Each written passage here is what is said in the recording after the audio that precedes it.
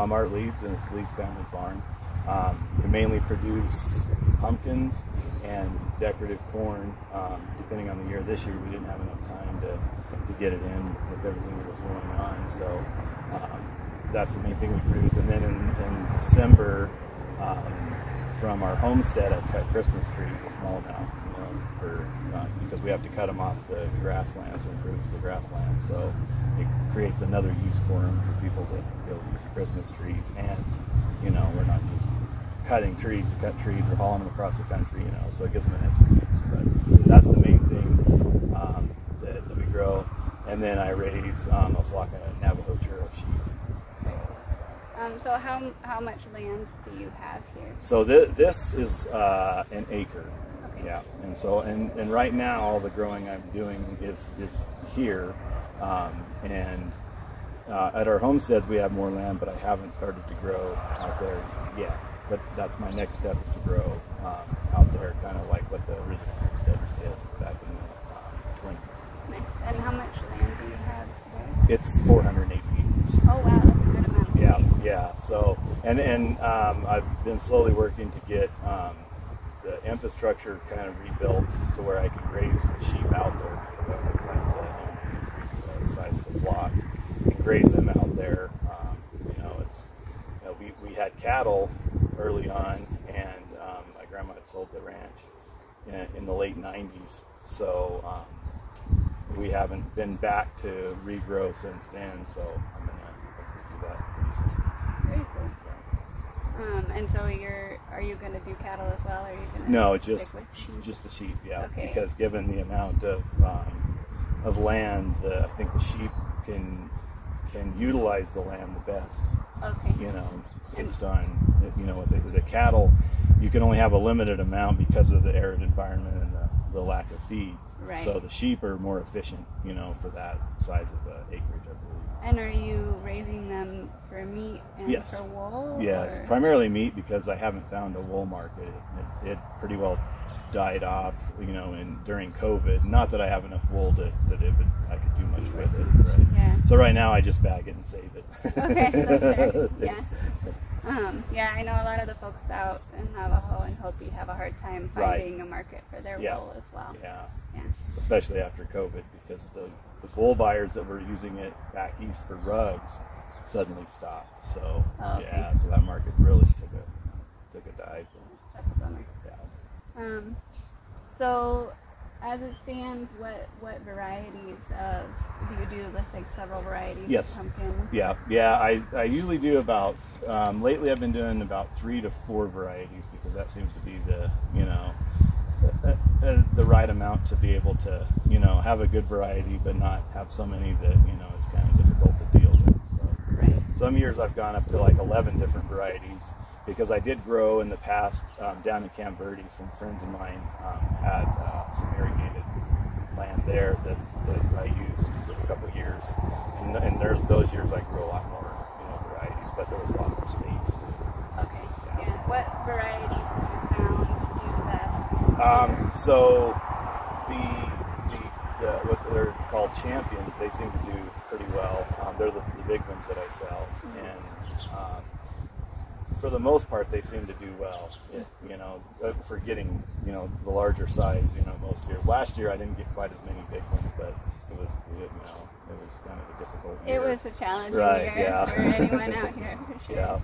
Yeah. So the champions, and then I grow they're called the racers. They're all, I think both of those are hybrids. I don't grow anything that's non-GMO, but I do grow hybrids. Because there's nothing wrong with a hybrid. They just grow a little bit better. A lot of people, I think, misunderstand the difference between genetically modified and hybridized. Right. So, exactly. Yeah, this is not something that's been messed with. It's just not gonna. Its offspring won't look the same. Correct. If you try and save exactly. the seeds. And it's and then it's grown to be a certain way, or grow a certain way, or be resistant to fungals, or that type of thing. Right. And then I always do grow the rouge, which are open pollinated, and they're the flat, the big kind of reddish orange ones. Those are beautiful. Yeah. And so I always do those, and then the little Casperitas, and they're the small white pumpkins. This year I tried a new variety, Orange Sunrise, which is what this row is, and they seem to do really well. They germinated the best and they flowered the best, and so far the pumpkins are looking good. Yeah, and took off earlier than what I thought they would. Nice. Yeah. So and then I think I sometimes I try like a couple different species over there, but I have an ant hill that wiped 2 plantings out in that row. So that's but those are the primary ones I've been growing lately. Yeah. Okay. So before meeting you, if somebody had told me that they wanted to grow full-size pumpkins anywhere around Flagstaff, I would have told them that was probably not a good idea, right? Because of our very short growing season. Yes. So what is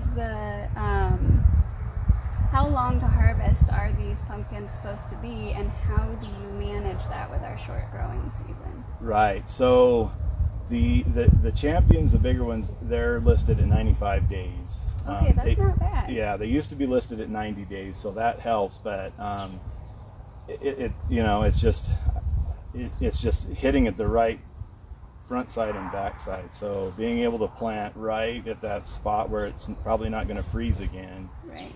To be able to make it, because it is tight window. It is a very tight window, right? Yeah. So that's one of the things I think when people buy pumpkins from the store, those have been grown and then they've been cured for some time, and then they go to the store, and so the weight is down and the stems will look a little bit different. And when I take mine to market, they've literally been picked within a week, a week or two of taking them to the market.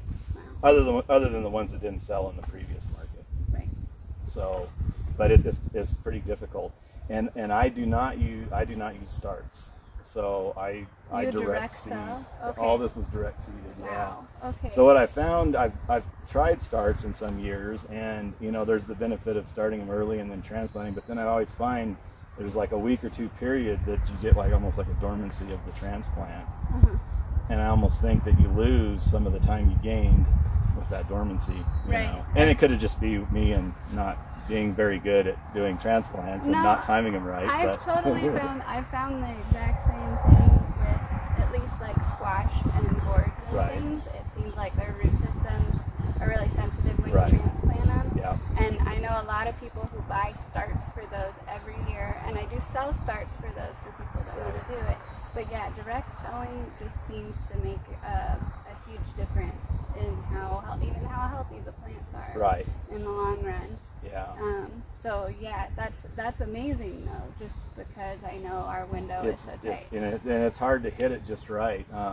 But the other thing with growing from the seed is then that you don't get with the transplants. The transplants, they're kind of weaker, their stems, and so they're kind of flopping, even if you've done them right, and kept good light on them. Right, because they've just not been out. Right, and when they direct seed, they're coming up, and so you can tell the stem is much stronger and much more robust. And then with the high winds we get out here, because that's the other fight, is winds and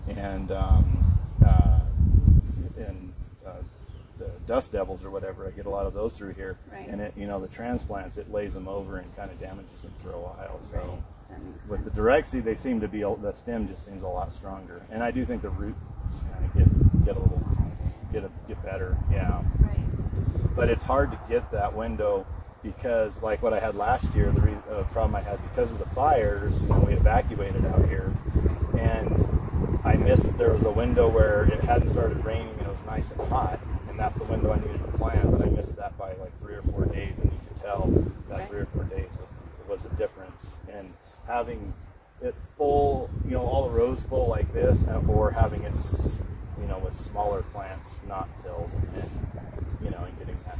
Now this year we hit it just right for the heat, so, but then on the 24th, like I always post when I'm always talking about, it froze to 26 degrees here. Right, very cold. Yeah, so we were able, this is the first year I've ever been able to save plants, and we were able to save basically this entire field. How did you do that? With covering. Okay. Yeah, and I'm going to do a whole write-up on what I did to cover them, because any plants I didn't cover, they were gone. I only missed a couple of them. But you can tell out here when the freeze is bad, because like the pigweed And some of the other vines that are weeds around here, they'll freeze and die off, and that's how you can really get a test of, was it bad, was the conditions right to freeze or not. And I did, it killed off a bunch out there, so I know that the work I did saved the plants. Now I did get, I believe, some stunting on some of the plants down there.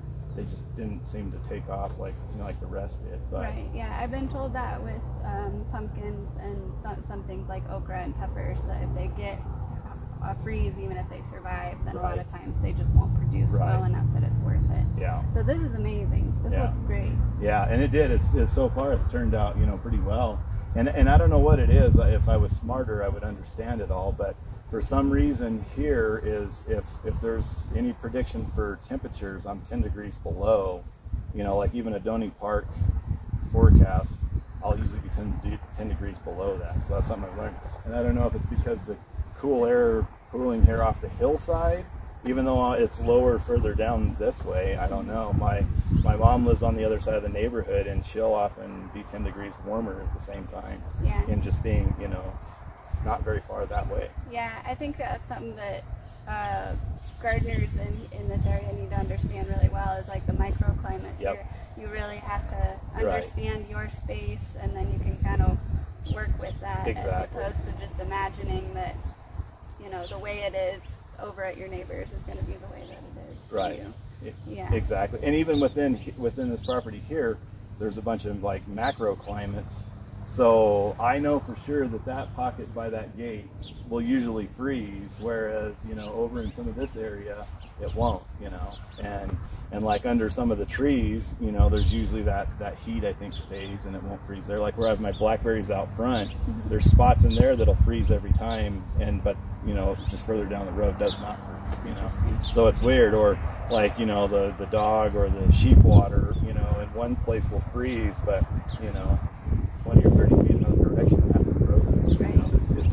It's been interesting to see over the years. Right, and that's one of those things where it's going to take a lot of trial and error for you to figure that out. Exactly. And so eventually you'll be able to get to the point where you'll understand your land and know where to put things. And know where to put things, yep. Right. And I remember going to a farm, and that's what they said. They had spots that would grow every year consistently really well, and other spots that weren't really any different, but just never did. They could always expect it wasn't going to be good as there. And I can absolutely say that that's like this spot in here always grows really well. Yeah. And whereas where I've grown out there, it did well, but not as well as what it did here. So, and then I wonder if it's just because I prepped it different, but I just think that there's just those spots that seem to do better where everything kind of lines up right. Right. Yeah. Like there's too many factors for you to ever fully understand. Right. I think why things work sometimes and not others. And I also think growers are kind of notorious for not keeping good notes. Right. Too. I'm the same way, and that's what they tell you when you go to all the classes and seminars. You got to take good notes, and I always start, but I'm horrible at continuing. Right. And so and so what I've started to do to try to help offset that is I try to take pictures, because then I can at least go back to the picture and see what things look like. Yeah, I've been getting in the habit of doing videos. Right. Like I try once a month to just do a walkthrough. Right. And then it's like I can at least kind of piece things together. Right. Yeah, exactly. Right. You think if you just write it down, it'd save you so much time because you could just go to the notes. Right. And I'm always thinking, well, I'm going to post more on the social media and things like that, but I don't. So, but at least I'm taking the picture, so I can at least go back and see. Right. Like for example, to go back like 2 years ago and see what stage I was at. This date. It's always kind of interesting to see. And how far along the pumpkins were, especially on varieties that I've grown before, just to kind of see how they stack up. Right, and see how you're improving with that variety. Right, exactly. Like yeah. So what do you do to prep for this scale of production? So I do. I try to do minimal till, because I try to use as much regenerative practices as I can, and minimal disturbance. So. Early on, I kind of learned to, we would basically plow an entire field. Right.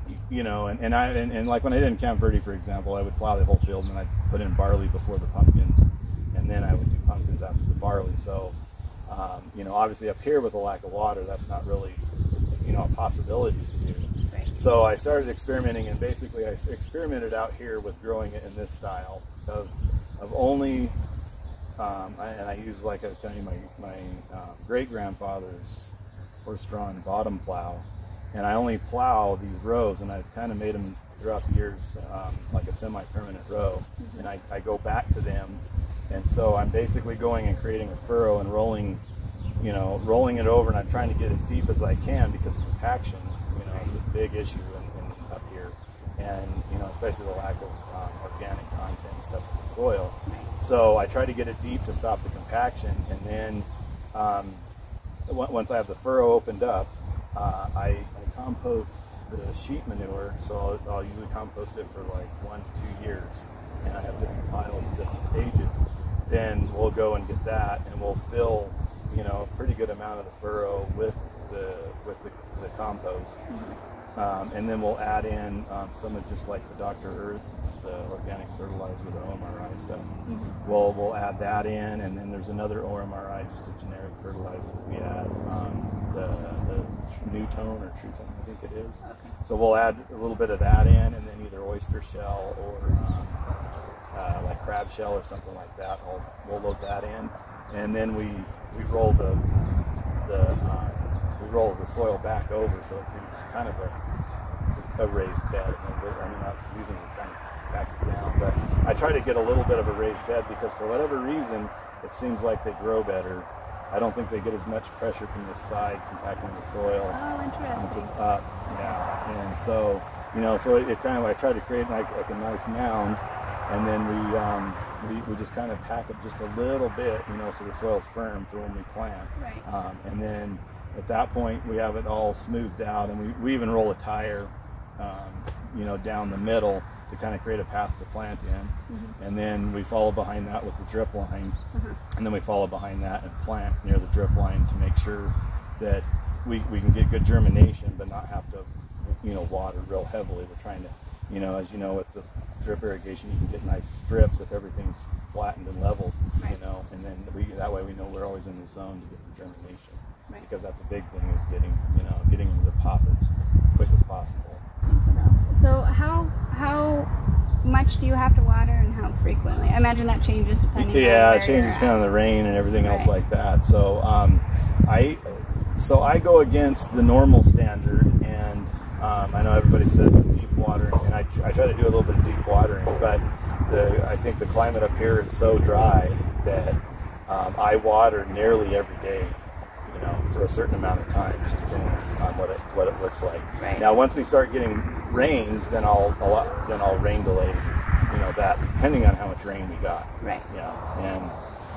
And I'll do basically the same amount every day, rather than doing like one day and heavy watering that day, because I feel like the way the soil is here, the moisture drains out. Like the deep watering, I don't know, it just does. It doesn't seem, it seems like I always have problems when I've tried to do it that way, so I go, more of a consistent. But I think that's a big thing, is the watering consistently, like with a timer, so that it's turning on the same time every day and getting the same amount of water roughly every day. I think plants respond better to that, rather than having it, dries and overwatering. I think it helps. Yeah, and I'm sure it makes it so that the fruit probably grows better too, that you're not having it's not expanding and contracting so much. Kind of gives it a consistency, And I've seen that with folks who use like flood irrigation, where it's like the plants, especially tomatoes, really struggle with that. Where it's like the deep watering, but then they go through periods when they dry, and then the fruits just dry. And I think that's I've seen the same thing, because when we were growing down in Verde Valley, we had plenty of irrigation, and I used actually big 2-inch sprinklers, and we would, because the way everything worked down there, we would water every 2 days. We'd water pretty heavy, and we had pretty good production down there, but it definitely, it seemed like it was, it didn't do as well as in getting it consistent. Now sometimes I wonder if maybe these would grow better if I didn't water every day, but I'm always scared to try, exactly, especially when they're looking all sad, in the heat of the afternoon, you know, then I'm thinking, well, I should have not turned that off this morning. Right. You know, so. Yeah, and it's difficult to like balance like the heat wilt versus like. Right. Is this a lack of moisture? Is Right. It just Exactly. It's really hot? Yeah, it's definitely difficult. I think at this elevation too. It is, and then the other thing I've been thinking about, I have nothing to back it up, but I think that because when we grew down there, you know, that was during the summer, and we would hit 107 or 108 degrees on the field. Yeah. And it didn't seem like, I mean, we get wilting, but it seems like I get the same wilting here, you know, from heat. Right. And so, but I wonder now, with a lower temperature, you know, I'm getting what looks like the same wilt at 96 degrees is what I was seeing at 107 degrees. Mm-hmm. So my theory is that the lack of ozone at this altitude, I think it just creates like I don't know if it's a drier environment, or I think it has an impact on it. Plus the other thing I think up here with like powdery mildew, which will be coming on pretty soon, I think that the wind and the dryness of this climate helps delay it, because I always get powdery mildew at the end of the season, but it's usually, you know, in September, about the time of harvesting. So. Right, so it's not something you worry about managing. Right, exactly. Right. Yeah. What do you do generally? I mean, we've got a lot of pests that can come on pretty strong certain times of year. So like I know a lot of folks just lost everything to grasshoppers this year. Yeah. And you know, some years we have other issues. Yes. It seems like things kind of go in cycles. Right, yes. I had lots of bug issues last year. Yeah. With something that I don't know what it was, like a small fly, and I lost a lot of pumpkins because I think the grasshoppers would start to chew, and then the other fly or whatever it was really small. They would continue, and then it would open up the pumpkin and it would rot a little bit, which I'd never experienced. And the grasshoppers I had in Camp Verde, I had a year that they were so bad they would eat the skin of the pumpkins, and I lost a lot of pumpkins. Oh wow! You know, normally they'll just wipe the leaf, but they were actually eating the pumpkins. Yeah, that surprises me because that's a hard thing to eat. It was crazy, and they had just a whole bunch of chew marks you could see, and that place was just loaded because I don't spray anything basically. I've decided that it's not worth the damage I would do to everything else to try to tackle something that that I may or may not actually do, because I have my own bees here, so of course I don't want to kill my bees, much less any other bees. So when I see things, I look and see how bad it is, and there's been times I've thought about, well, maybe I need to spray, especially in Camp Verde, because the big challenge with growing down there was the squash bugs and cucumber beetles, and I had lots of problems with those. I never did end up spraying.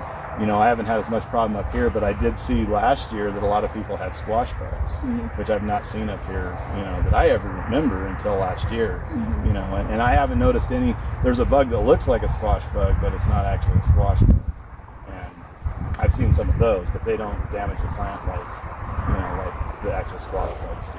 So the other thing is that I think, early on the chickens, I let them run through here, and I think they help kind of keep the population down. Right, yeah, I think early management is one of those things, like if you're going to try and go as organic as possible, then you really got to do that. Exactly. Yeah. And then the other thing is, and it could just be, I think that having chickens around, I think for some reason it just seems like it helps keep grasshopper populations down. Right. Because I know out front where my blackberries are, I have no chickens, and I have more grasshoppers. Right. Yeah, it's amazing how much of a difference you can have, like the climate stuff. Like pests exactly, over here and over here, exactly. Right. And it could just be luck, it could be, that next year there may be a huge crop of them and they could wipe everything out. Is what, a lot of it seems that, that's what it comes down to. And then the other thing I've kind of switched to and tried recently is with the weeds, is leaving pockets of weeds to try to draw them in, because it, as being something that, they can get a lot more, that they can eat those hopefully instead of plants. So like a trap. Like a trap, right, yeah, exactly. But without you having to actually take care of it. Right, exactly. So I don't know if it makes it worse or makes it better, but, that's one thing I've kind of done. And then of course sometimes it's just hard to keep up with all the weeds, so you kind of end up with trap crop by default. Right. Yeah, well, hopefully that they serve a purpose. Yeah. So, and then like things like the sunflowers, even though they're really technical weed, I leave those just because they look nice, and then the bees, it gives the bees something to go to. Right. I try to keep the pigweed under better control, just because it really is an invasive weed, but right. but with the way I grow, it pretty well contains, and you know I can control it later on because I'll run my sheep back in here once the season's over. So yeah, you know, they can chomp down all the weeds, and they can chomp down all that. And the other thing too is when it comes down to it, even though they are weeds, once they decompose, you know, there's still the value of the organic material they're putting back in the nitrogen they put back into the soil. And I guess just going back to growing up here, I mean, it is difficult because of the short season, and then of course just the environment between the bugs and the gophers and the hail and you know the drought, and I mean it is, but you know it can be done. Not every year turns out as good as some, you know, and but, you know, I think it's possible, and especially you know with like raised beds, I think is that, you know, kind of helps control some of the environment, and you know, being able to put little hoops and then be able to cover with, you know, row covers and things early on, or when it hails, you know, when you're growing in a small scale, you can put a row cover on before a storm and save your plants. You know, if I get a heavy hail, you know, it can wipe this whole field, you know. Yeah. And I've had, you know, pretty heavy winds where it's shredded and, you know, pretty bad, but they, you know, they ended up, it was late enough that they were able to work through it, but yeah, it's just, you know, just kind of experimenting and you know, growing, and it can definitely be done. Okay. So you wouldn't advise that someone like quits their job, gets like a $200,000 loan to buy a tractor, and then tries to like do it all at once? No, no, definitely not. I think of how much knowledge, even to this day, has been lost between my generation, you know, and the grandparents' generation, for in terms of farming. Yeah, just a different set of priorities over the last couple of generations. We lost a lot. Yeah, and the change in agriculture, I think, too, because, you know, went from small local operations to more industrialized, you know, commercial, centralized operations. Using satellites to spray your pesticides. Exactly, yeah, and then kind of central, you know, growing in centralized areas, and then trucking it across the country. And so, you know, that was really my goal. One of my goals when I started growing this and taking it to the market was to be able to provide something that's been grown, you know, here locally, so it's been adapted to the local environment and grown in the local environment, and using as little resources as possible, and, you know, not trucked across the country, you know, grown in commercial spots across the country. So, you know, to kind of go back to the way that you know, they did originally. That's, you know, everybody buy their produce was all produced basically locally, whether it be Camper here, you know, around Sedona, things like that.